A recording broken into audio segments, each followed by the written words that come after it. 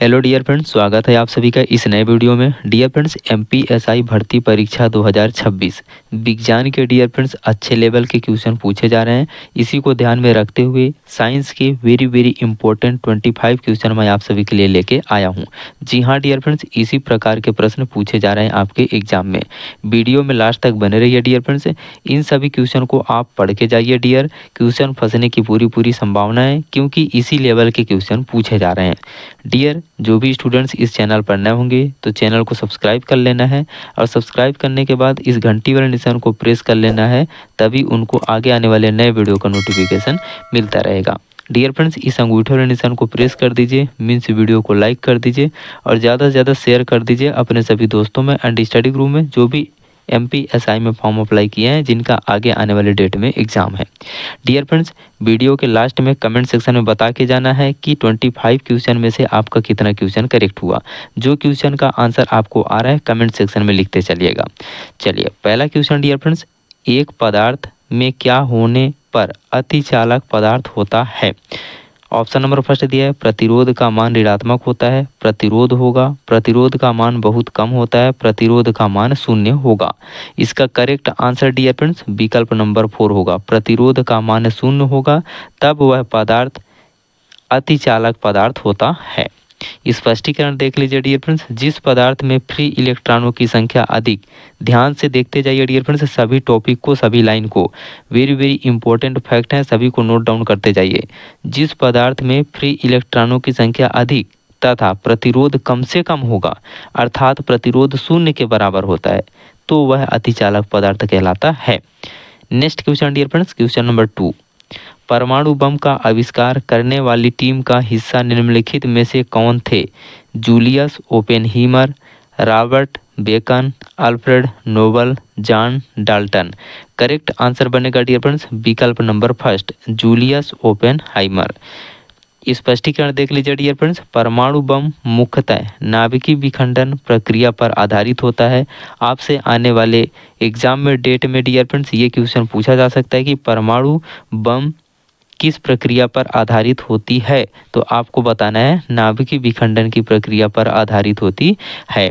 Plutonium व uranium जैसे भारी तत्व के नाभिक के विखंडन से परमाणु बम का निर्माण किया जाता है। परमाणु बम के आविष्कारक ऑटो हान और रॉबर्ट ओपेनहीमर थे। नेक्स्ट क्वेश्चन डियर फ्रेंड्स, किस तापमान पर पानी का घनत्व अधिकतम होता है। वेरी वेरी इंपॉर्टेंट क्वेश्चन है डियर फ्रेंड्स, ये क्वेश्चन कई बार एग्जाम में पूछा जा चुका है। ध्यान से इसको आप नोट डाउन कर लीजिए। 100 डिग्री सेल्सियस पर, 4 डिग्री सेल्सियस पर, 50 डिग्री सेल्सियस पर, 0 डिग्री सेल्सियस पर। करेक्ट आंसर बनेगा डियर फ्रेंड्स विकल्प नंबर 2, 4 डिग्री सेल्सियस पर पानी का घनत्व अधिकतम होता है। नेक्स्ट क्वेश्चन डियर फ्रेंड्स, किसी ध्वनि तरंग की आवृत्ति फ्रीक्वेंसी जो होता है और आवर्तकाल टी के बीच में क्या संबंध है। बहुत इंपॉर्टेंट क्वेश्चन, किसी ध्वनि तरंग की फ्रीक्वेंसी आवृत्ति और आवर्तकाल टी के बीच में क्या संबंध है। तो डियर फ्रेंड्स, जो फ्रीक्वेंसी होता है आवर्तकाल का आधा होता है, ठीक है। इन दोनों का रिलेशन व्युत्क्रमानुपाती होता है। तो आपका कौन सा ऑप्शन सही होगा। ऑप्शन नंबर आपका सेकेंड, फ्रीक्वेंसी इक्वल 1/टी होता है, ठीक है। ध्वनि की आवृत्ति फ्रीक्वेंसी इक्वल 1/ ध्वनि की आवर्तकाल, ठीक है। इन दोनों के अपोजिट होते हैं। अगर फ्रीक्वेंसी ज़्यादा होगी तो आवर्तकाल कम होगा, आवर्तकाल ज़्यादा होगा तो फ्रीक्वेंसी कम होगी। नेक्स्ट क्वेश्चन डियर फ्रेंड्स, खाली स्थान का उपयोग करते हुए अपवर्तनांक के मान की गणना की जा सकती है। बहुत इंपॉर्टेंट क्वेश्चन। विकल्प नंबर फर्स्ट दिया है न्यूटन के नियम, ओम के नियम, मैक्सवेल के नियम, स्नेल के नियम। करेक्ट आंसर बनेगा डियर फ्रेंड्स विकल्प नंबर 4, स्नेल का नियम का उपयोग करते हुए अपवर्तनांक के मान की गणना की जा सकती है। औसतन कितनी बार बिजली धरती पर गिरती है। प्रतिदिन 100 बार, प्रतिदिन 1000 बार, प्रति घंटा 100 बार, प्रति सेकेंड 100 बार। करेक्ट आंसर बनेगा डियर फ्रेंड्स विकल्प नंबर 4, प्रति सेकेंड 100 बार। विकल्प नंबर 4 आपका करेक्ट हो जाएगा। Next question dear friends, very very important question है, थ्योरेटिकल क्वेश्चन आपके एग्जाम में पूछा जा रहा है, और उसी को ध्यान में रखते हुए डियर फ्रेंड्स इस प्रकार के क्वेश्चन मैं आप सभी के लिए लेके आया हूँ। क्वेश्चन में पूछा जा रहा है कि पृथ्वी के चारों ओर चंद्रमा की गति खाली स्थान के कारण होती है। गुरुत्व बल के कारण, अभिकेंद्री बल के कारण, नाभिकीय बल के कारण, अपकेंद्री बल के कारण। बहुत सारे स्टूडेंट्स यहाँ पास कंफ्यूज हो जाएंगे कि इसमें आंसर कौन सा होगा सर। इसका करेक्ट आंसर होगा डियर फ्रेंड्स विकल्प नंबर फर्स्ट है, गुरुत्व बल के कारण पृथ्वी के चारों ओर चंद्रमा की गति होती है। डियर फ्रेंड्स, पृथ्वी और चंद्रमा के बीच लगने वाला गुरुत्वाकर्षण बल, गुरुत्व बल ही वह आवश्यक अभिकेंद्री बल प्रदान करता है जो चंद्रमा को पृथ्वी के चारों ओर उसकी कक्षा में बनाए रखता है। अपकेंद्रीय बल एक छद्म बल है। नाभिकीय बल परमाणु नाभिक के अंदर कार्य करता है। नेक्स्ट क्वेश्चन डियर फ्रेंड्स, एक वस्तु को एक उत्तल दर्पण के सामने अनंत और दर्पण के ध्रुव के बीच स्थित एक बिंदु पर रखा जाता है, निर्मित होने वाली छवि होगी। बहुत इंपॉर्टेंट क्वेश्चन, इससे रिलेटेड क्वेश्चन बहुत आपके एग्जाम में पूछा जा रहा है डियर फ्रेंड्स। विकल्प नंबर फर्स्ट वास्तविक और छोटी, वास्तविक और बड़ी, आभासी और छोटी, आभासी और बड़ी। तो इसका करेक्ट आंसर कौन सा बनेगा डियर फ्रेंड्स, विकल्प नंबर 3 आभासी और छोटी। ठीक है, एक वस्तु को उत्तल दर्पण के सामने अनंत और दर्पण के ध्रुव के बीच स्थित एक बिंदु पर रखा जाता है, निर्मित होने वाली छवि आभासी और छोटी होगी। नेक्स्ट क्वेश्चन डियर फ्रेंड्स, एक वस्तु को अवतल दर्पण के सामने उसके वक्रता केंद्र और फोकस बिंदु के बीच स्थित एक बिंदु पर रखा गया है, छवि का निर्माण कहाँ पर होगी? वक्रता केंद्र पर, फोकस पर, वक्रता केंद्र और फोकस बिंदु के बीच बिंदु पर, वक्रता केंद्र से परे किसी बिंदु पर। तो करेक्ट आंसर हो जाएगा डियर फ्रेंड्स विकल्प नंबर 4 वक्रता केंद्र से परे किसी बिंदु पर। डियर फ्रेंड्स, किसी अवतल दर्पण के द्वारा वस्तु का प्रतिबिंब बनना एवं प्रतिबिंब की स्थिति निम्नवत होती है। पहला कंडीशन, वस्तु की स्थिति अनंत और वक्रता केंद्र के बीच में अगर होगी तो प्रतिबिंब की स्थिति क्या होगी? वक्रता केंद्र और फोकस के बीच में। प्रकृति होगी उसकी वास्तविक, उल्टा और वस्तु से छोटा, वास्तविक, उल्टा और वस्तु से छोटा। ये कंडीशन याद रखिएगा। सेकंड कंडीशन डियर फ्रेंड्स, वस्तु की स्थिति अगर वक्रता केंद्र सी और फोकस एफ के बीच में होगी तो प्रतिबिंब की स्थिति वक्रता केंद्र सी और अनंत के बीच होगी, वक्रता केंद्र से परे। यही वाला आपसे पूछा गया था। प्रकृति में क्या होगी? वास्तविक, उल्टा एवं वस्तु से बड़ा। नेक्स्ट क्वेश्चन डियर फ्रेंड्स, एक लेंस की फोकस दूरी और उसकी क्षमता के बीच सही संबंध क्या है? तो डियर फ्रेंड्स, लेंस की फोकस दूरी और उसकी क्षमता के बीच सही संबंध होता है पावर इक्वल टू 1/f होता है। ठीक है, पावर को आप किस में मापते हैं या इसका SI इकाई क्या होता है? डायोप्टर होता है। पावर का SI इकाई डायोप्टर होता है। तो एक डायोप्टर बराबर 1/मीटर होता है। ध्यान रखिए डियर फ्रेंड्स, बहुत इंपॉर्टेंट क्वेश्चन है। ठीक है, तो इसका करेक्ट आंसर क्या हो जाएगा? ऑप्शन नंबर 4 आपका सही हो जाएगा। देखिए, एक लेंस की क्षमता P उसकी फोकस दूरी F के व्युत्क्रम के बराबर होती है। जब फोकस दूरी मीटर में मापी जाती है, P बराबर 1/f लेंस की क्षमता का SI मात्रक डायोप्टर होता है, तो डायोप्टर इक्वल 1/मीटर हो जाता है। ठीक है, ध्यान रखिएगा। नेक्स्ट क्वेश्चन डियर फ्रेंड्स, जब सूर्य का प्रकाश किसी घने जंगल के बितान से होकर गुजरता है तो कुहासे में जल की छोटी छोटी बूंदें प्रकाश को खाली स्थान करती है और टिंडल प्रभाव दिखाई देता है। सेम इसी प्रकार के क्वेश्चन आपके एग्जाम में पूछे जा रहे हैं डियर फ्रेंड्स। विकल्प नंबर फर्स्ट दिया परावर्तित और अपवर्तित, परावर्तित, अपवर्तित, प्रकीर्णित। करेक्ट आंसर बनेगा विकल्प नंबर 4 प्रकीर्णित करती है। डियर फ्रेंड्स, जब सूर्य का प्रकाश किसी घने जंगल के बितान से होकर गुजरता है तो कुहासे में जल की छोटी छोटी बूंदें प्रकाश को प्रकीर्णित करती हैं। क्या करती हैं? प्रकीर्णित करती हैं और टिंडल प्रभाव दिखाई देता है। किसी कोलाइडी विलयन में उपस्थित कणों द्वारा प्रकाश का प्रकीर्णन होने की परिघटना टिंडल प्रभाव कहलाती है।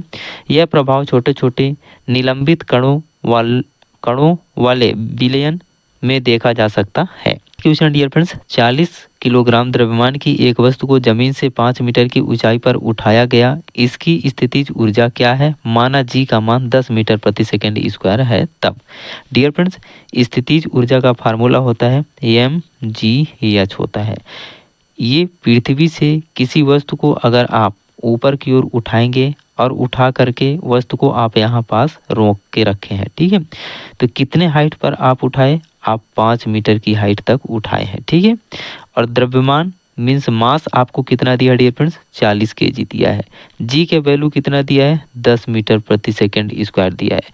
तो यही mgh का फार्मूला लगा देंगे डियर फ्रेंड्स, तो आपका स्थितिज ऊर्जा निकल के आ जाएगा। तो m का मान कितना आ जाएगा 40, g का मान कितना आ जाएगा 10 और h का मान कितना आ जाएगा 5। तो इसको मल्टीप्लाई करेंगे तो 5 को 20 आ जाएगा, 1 जीरो ये और 1 जीरो ये, 2000 जूल निकल के आ जाएगा आपका स्थितिज ऊर्जा। ऑप्शन नंबर आपका 4 सही हो जाएगा डियर फ्रेंड्स।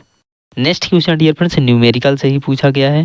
जब तार की लंबाई दोगुनी की जाती है तो एमीटर की रीडिंग कम हो जाती है, 1 गुना की आधी की 3/4 की 1/4। डियर फ्रेंड्स देखिए, प्रतिरोध R बराबर होता है प्रतिरोधकता रो इंटू एल अपान का ए, लेंथ अपान का एरिया, ठीक है। अब बोला जा रहा है कि यदि तार की लंबाई दोगुनी कर दी जाए तो आपका प्रतिरोध बराबर हो जाएगा रो इंटू 2L अपान का एरिया, ठीक है। तो एमीटर की रीडिंग कम हो जाती है, कितने गुने कम हो जाती है। अब देखिए यहाँ प्रतिरोध कितना है, रो इंटू एल अपान एरिया, और यहाँ प्रतिरोध कितना निकल के आ जाएगा, इसको मल्टीप्लाई कर देंगे तो ये आ जाएगा आपका R equal P into L upon का ए, और ये आ जाएगा मल्टीप्लाई बाय 2, ठीक है। अब देखिए यहाँ एमीटर का जो रीडिंग होता है डियर फ्रेंड्स वो आई बराबर भी अपान का आर होता है, ठीक है। अब आर कितने गुना हो गया था, प्रतिरोध 2 गुना हो गया था, तो ये आई बराबर हो जाएगा भी अपान का 2R हो जाएगा।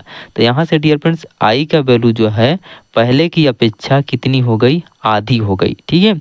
तो क्या हो जाएगा, एमीटर की रीडिंग कम हो जाती है, कितनी, आधी हो जाती है। विकल्प नंबर आपका 2 करेक्ट हो जाएगा डियर।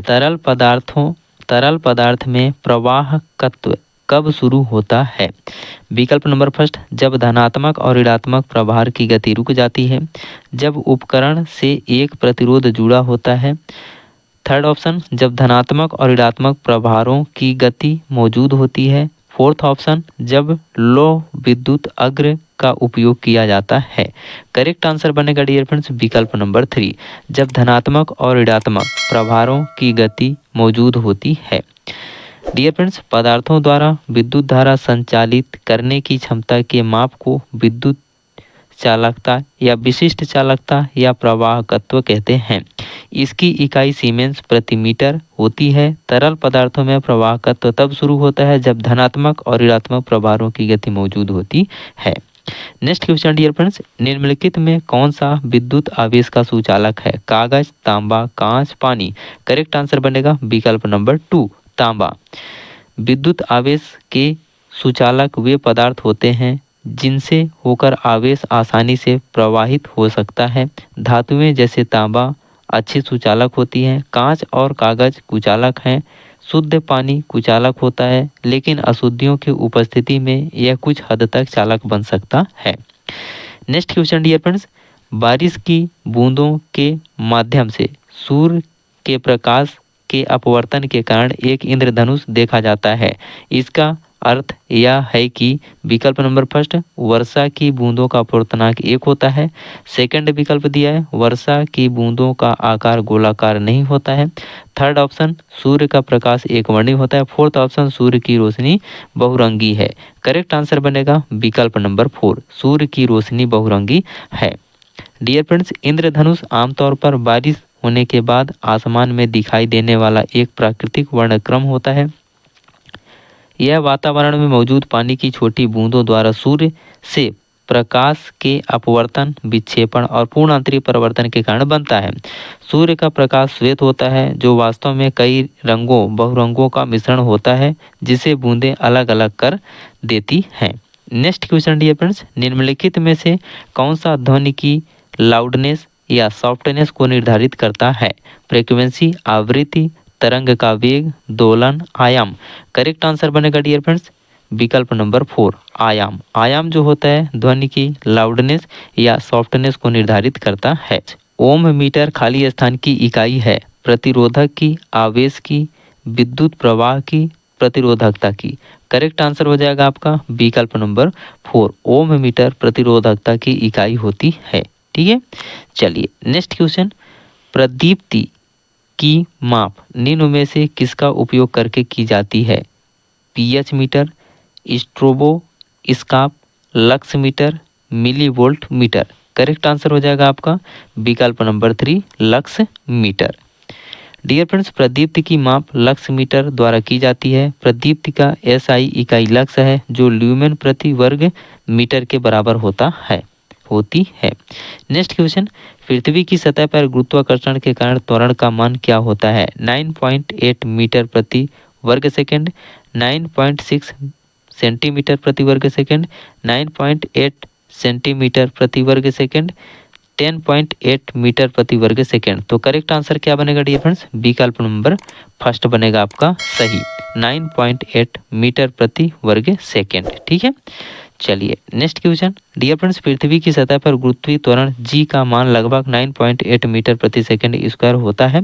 इसकी गणना small G equal capital G M E upon R E square सूत्र से की जाती है, जहां जी गुरुत्वाकर्षण स्थिरांक, एम ई पृथ्वी का द्रव्यमान और आर ई पृथ्वी की त्रिज्या है। मान रखने पर लगभग 9.8 मीटर प्रति सेकंड स्क्वायर प्राप्त होता है। इसको आपको डायरेक्ट याद रखना है। ठीक है डियर फ्रेंड्स, नेक्स्ट क्वेश्चन, प्रकाश आंख में खाली स्थान से प्रवेश करता है, परितारिका से, सिलियरी मांसपेशियों से, लेंस से, कार्निया से। करेक्ट आंसर बनेगा विकल्प नंबर 4, कार्निया से प्रकाश आंख में प्रवेश करता है। आंख में प्रकाश सबसे बाहरी पारदर्शी परत कार्निया से होकर ही प्रवेश करता है। कार्निया के पीछे परतारिका आइरिस होती है, जिसके बीच में पुतली होती है जो प्रकाश की मात्रा नियंत्रित करती है। फिर लेंस आता है जो प्रकाश को रेटिना पर फोकस करता है। नेक्स्ट क्वेश्चन डियर फ्रेंड्स, यदि किसी दर्पण की फोकल लंबाई +15 है तो यह है डबल लेंस है, समतल दर्पण होगा, अवतल दर्पण होगा कि उत्तल दर्पण होगा? करेक्ट आंसर होगा डियर फ्रेंड्स, पॉजिटिव है तो उत्तल दर्पण होगा। विकल्प नंबर आपका 4 करेक्ट हो जाएगा। डियर फ्रेंड्स, प्रकाश मिति में किसी दर्पण की फोकल लंबाई दूरी का मान धनात्मक है तो वह उत्तल दर्पण को प्रदर्शित करता है, परंतु यदि फोकस दूरी का मान ऋणात्मक है तो वह अवतल दर्पण को प्रदर्शित करता है। नेक्स्ट क्वेश्चन डियर फ्रेंड्स, किसी चुंबकीय क्षेत्र में स्थित एक सीधे धारावाही चालक पर आरोपित बल से संबंधित निम्न कथनों पर विचार कीजिए। विकल्प नंबर फर्स्ट कथन नंबर फर्स्ट दिया है, बल की दिशा चालक में प्रवाहित धारा की दिशा पर निर्भर नहीं करती। सेकंड कथन दिया है, बल की दिशा उस चुंबकीय क्षेत्र की दिशा पर निर्भर करती है जिसमें चालक स्थित है। बिल्कुल विकल्प नंबर कथन नंबर सेकंड आपका करेक्ट होगा डियर फ्रेंड्स, बी वाला कथन सही होगा। तो यहाँ देखिए ऑप्शन में बिल्कुल विकल्प नंबर 4 में दिया है डियर फ्रेंड्स, केवल बी, विकल्प नंबर 4 आपका करेक्ट हो जाएगा। डियर फ्रेंड्स, किसी चुंबकीय क्षेत्र में स्थित एक सीधे धारावाही चालक पर आरोपित बल के संबंध में निम्न कथन सत्य हैं। पहला जो दिया है, सीधे धारावाही चालक पर बल की दिशा धारावाही चालक में प्रवाहित धारा की दिशा पर निर्भर करती है। ठीक है, अतः कथन 1 गलत है। जबकि सेकंड में दिया है, धारावाही चालक पर बल की दिशा उस चुंबकीय क्षेत्र की दिशा पर निर्भर करता है जिस चुंबकीय क्षेत्र में चालक स्थित है, अतः केवल कथन बी सही होगा आपका। नेक्स्ट क्वेश्चन डियर फ्रेंड्स, सड़कों गलियों को प्रकाशमय करने के लिए लगाए गए लैंपों को जोड़ा जाता है सिरे से सिरे मिलाकर के, समानांतर में, श्रेणी समानांतर में, श्रेणी में। करेक्ट आंसर बनेगा डियर फ्रेंड्स विकल्प नंबर 2, समानांतर क्रम में जोड़ा जाता है। सड़कों गलियों को प्रकाशमय करने के लिए लगाए गए लैंपों को समानांतर क्रम में जोड़ा जाता है। समानांतर क्रम संयोजन यदि प्रतिरोधों को इस प्रकार जोड़ा जाए कि हर प्रतिरोध पर विभवांतर समान रहे तो वह प्रतिरोधों का समानांतर क्रम में संयोजन रहता है। न्यूनतम प्रतिरोध प्राप्त करने के लिए इस संयोजन का प्रयोग करते हैं। नेक्स्ट क्वेश्चन डियर फ्रेंड्स, जब प्रकाश की किरण अवतल दर्पण के ध्रुव पर तिर्यक रूप से आपतित होती है तो परावर्तित किरण खाली स्थान है। आपतित किरण के लंबवत हो जाएगी, सीधे गुजरेगी, कोण आई बराबर कोण आर बनाते हुए वापस होगी, बिना विचलन के वापस हो जाएगी।